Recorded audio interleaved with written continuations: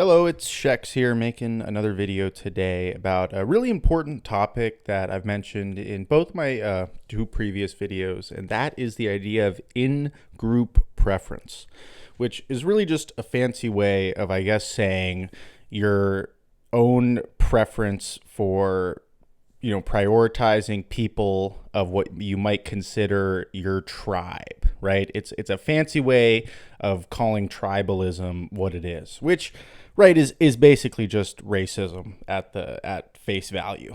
And the reality of the world, and something I think that the leftoids have gotten fairly correct, that people don't like to be honest about, is that there is an inherent part of us that participates in-group preference at every stage of our life in everything we do, no matter what. There is simply no way around the fact that you are going to be predisposed to treating people who are similar to you better than people who aren't. Now, someone with a low level of analysis might hear that and think, oh, you're just saying that people of the same race are only going to be nice to people of the same race and so on, and think that's not the right way to understand that. Is that there's multiple different metrics by which we can be similar to each other and find similarities and work together, right? And that's having an agreed upon cultural value system. So we don't all have to be white Christians to work together in a society, and I think to think otherwise would be defeatist and simply unfactual, considering how strongly America has performed in the 1900s and early 2000s. We've been a fairly diverse country since the early 1900s, and we've obviously been the most prevalent first world nation post-World War II in terms of the development of our society.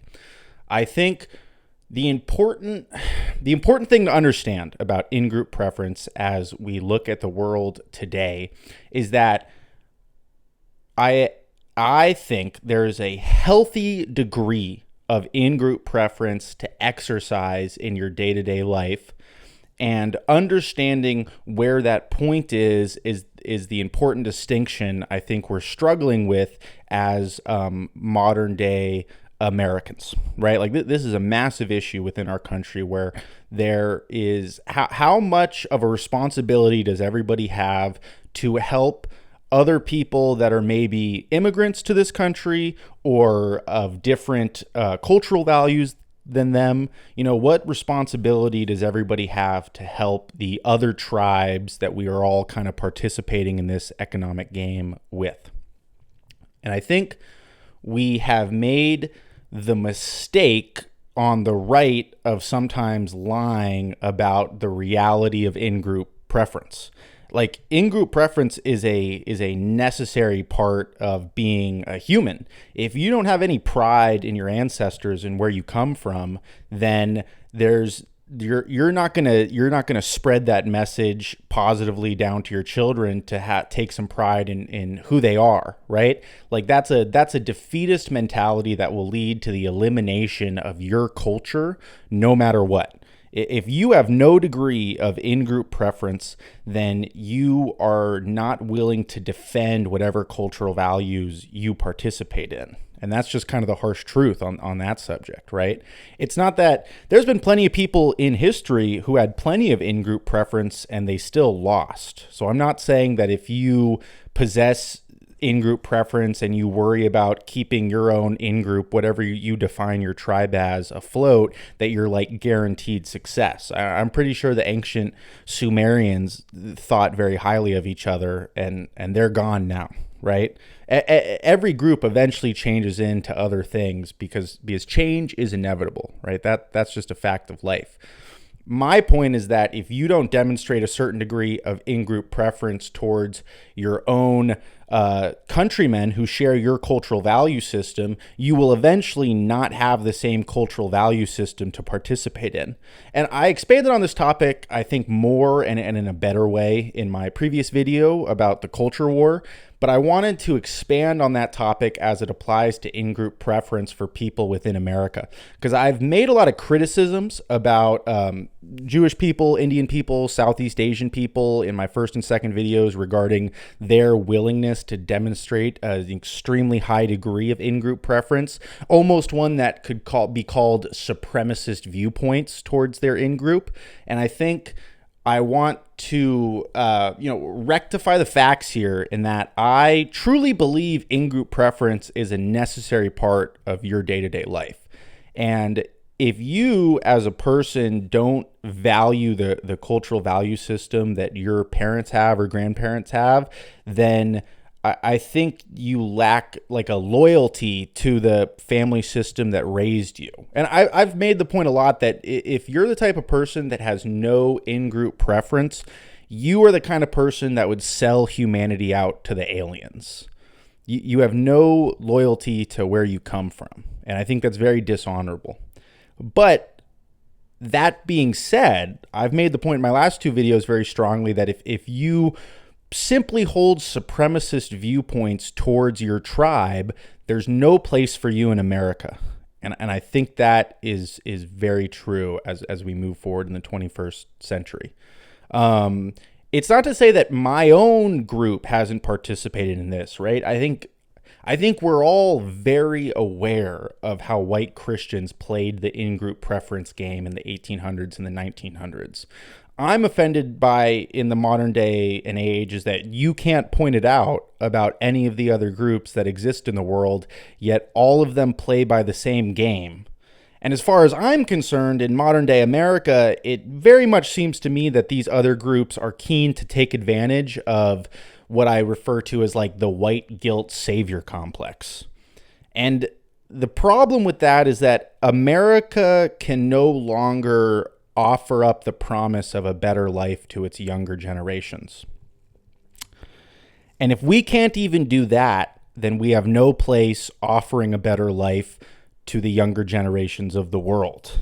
I'm even a conservative guy, and Trump's appointee, Kash Patel, for the FBI head, literally said a couple days ago that the American dream belongs to all the nations of the world. That is patently false.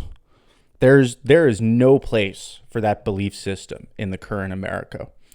Many Americans who have lived here for generations are struggling right now, and that's a problem. And that's a major problem for reasons I think rich people don't want to realize. Like the name of the game, no matter what, is keeping a cohesive society. Because if you enter a certain degree of unfairness or inequality, then revolutions just happen. That always just happens, no matter what. And I don't feel like the people that hold the reins of our society currently are sufficiently concerned enough about the real economic struggles of average Americans. And I say this as someone who lives a pretty comfortable life, to just be frank and honest with you. Like, I'm not someone who's massively struggling, as I know many people are. But if you go look at the credit card debt statistics, it's not that hard to realize that 40-50% of Americans are struggling very mightily. And I think the idea that even 1/3 of Americans don't have an emergency $10,000 is a major problem. I have no interest in helping the rest of the world while Americans are struggling. And that goes for Black Americans, white Americans, Hispanic Americans, Asian Americans, all the Americans that were here originally who built the Transcontinental Railroad, who picked cotton in the South, who built out the colonies, who moved out west and established California in the mid-1800s, the groups that have been here. And it's not to say that I don't want the best for all the other groups out there in the world, but America owes a promise to its younger generations first and foremost, not to the rest of the world. And I think we need to do a better job as a society of recognizing that for each other. We've foregone our in-group preference towards our fellow Americans, whether that's across political lines, whether that's across racial lines, whether that's across class lines. The distaste I see in this country from Americans for other Americans is what's most disgusting to me. I myself am occasionally a willful participant in that, and it's something I hold a great deal of shame over. And I don't ever want my criticisms of these different groups that I feel like are taking advantage of our country to come across as anti the Americans of those groups that are here. Within my inner group of closest friends and friends who are virtually family members, there's plenty of people of these races and ethno-religious groups that I've complained about that I would do anything for. So, and I want those guys and girls to be radically successful in their lives, regardless of my racial or cultural or religious differences with them. You know, I want my Jewish and Indian and Latino and Latina friends to have great deals of success in this country.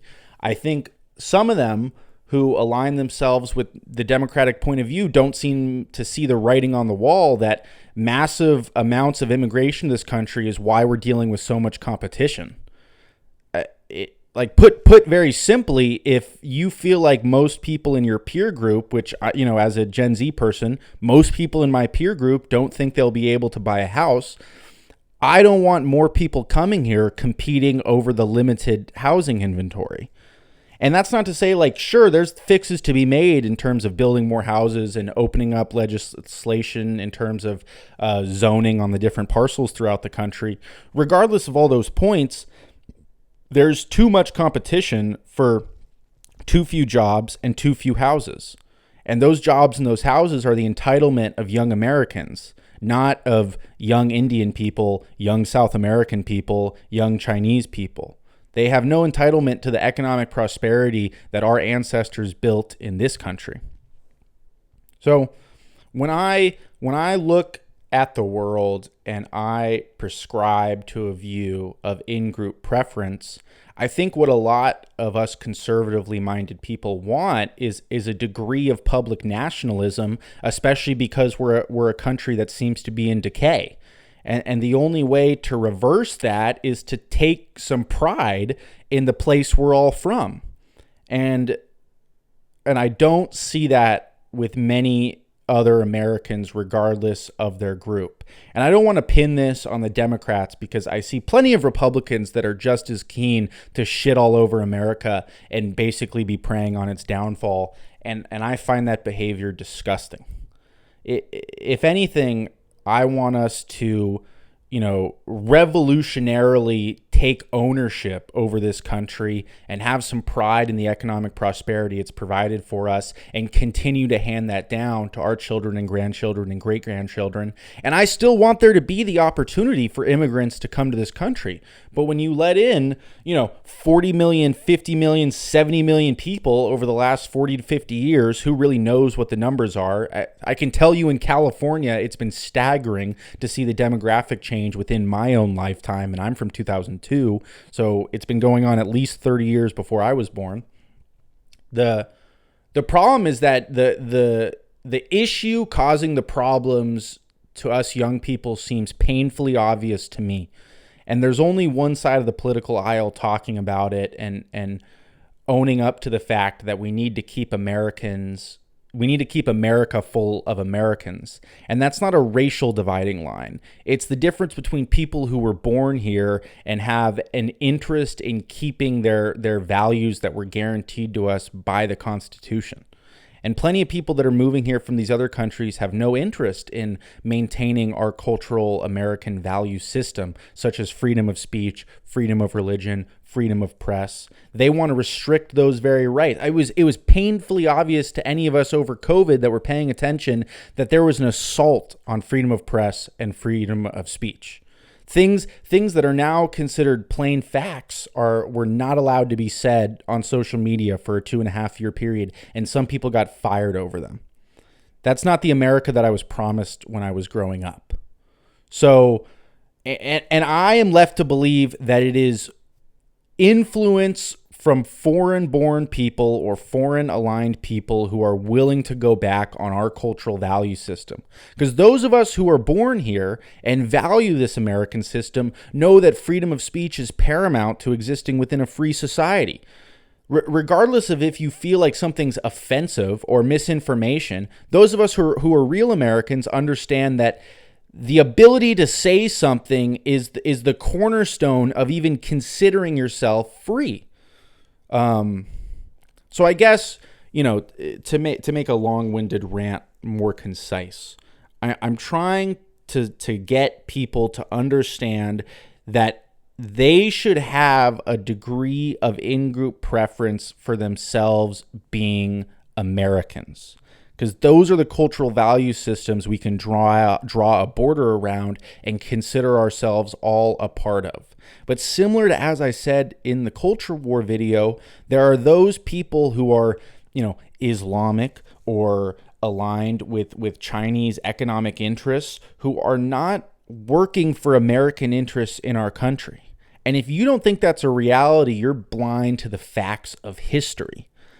Those people that are Islamic identified and are working for their own, jihad in their mind, which they do literally exist. It is a doctrine of their book. And the people who are interested in enforcing Chinese supremacy within Southeast Asia, they're just demonstrating their own degree of in-group preference. And I don't fault them for that. I respect them deeply for them performatively acting out the job they were given by their ancestors. I'm ashamed at how my country has foregone any interest in protecting what it once was. That's the disappointment. I don't fault other people. I truthfully believe this. If you are someone born in another country, serve your country's interests. But participate in in-group preference, but believe in your people and your ancestors and what made you you. I think that's extremely valuable, and I'll never fault those groups for wanting to push their country forward in a way that's relevant to them. But for some reason in America, we've forgotten that that's the most important cultural value. The idea of handing down economic prosperity to your children and grandchildren is the most fundamental part of being a human, because if you don't propagate your culture, you die out. Any group that ever thought it was okay to not propagate their cultural system is gone. Gone forever. That caveman tribe died, and they went extinct, like plenty of other failed social experiments throughout history. So, As I end this video, I wanted to reference something that I saw a couple weeks ago that made me think about this topic. And that was the Hodge twins, who are two black conservative influencers. And I'll be honest, I did not even watch the whole video because it's boring. But I saw them sit down with the old leader of the KKK. He used to be the Grand Wizard or something. I think it's David Duke. It might have been a different guy.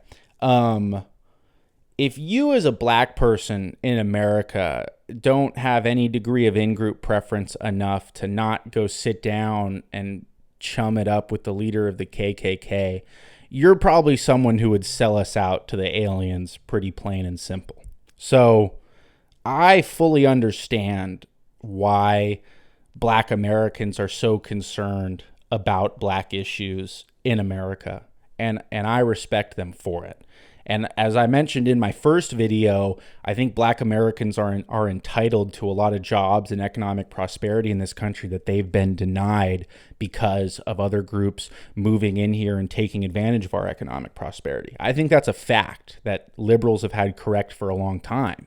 Why isn't there a preference towards treating the people that helped create America better than people who are just moving here? Not to say other people who are moving here don't have the right to pursue a great life, but we have to show some preference to who built this country.